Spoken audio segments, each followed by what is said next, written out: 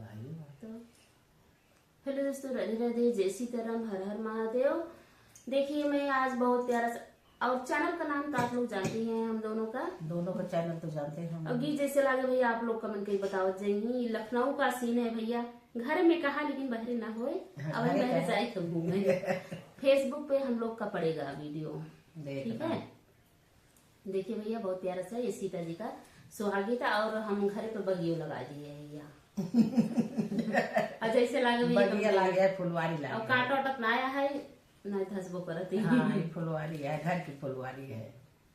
रे रुचि रुचि सीता जी बगिया लगा, रे बगिया लगा, रे मेरे गजर फूलवारी रे लालनवा, रे मेरे गजर फूलवारी रे लालनवा, रे जाई के बैठे रामा रामा और लक्ष्मण, रे रामा और लक्ष्मण, रे सीता के रे सीता के धुआई आसुरे लालनवा, रे सीता के धुआई आसुरे लालनवा, रे किया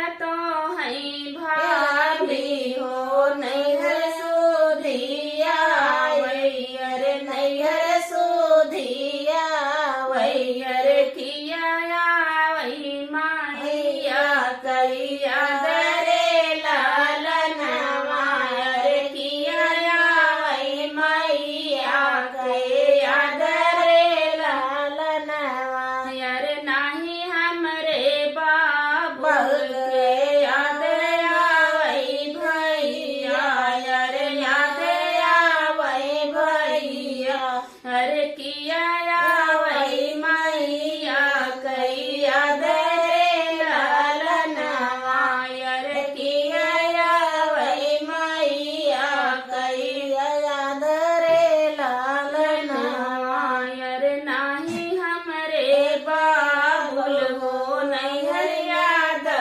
आवई, रे नैहर याद आवई, रे नाही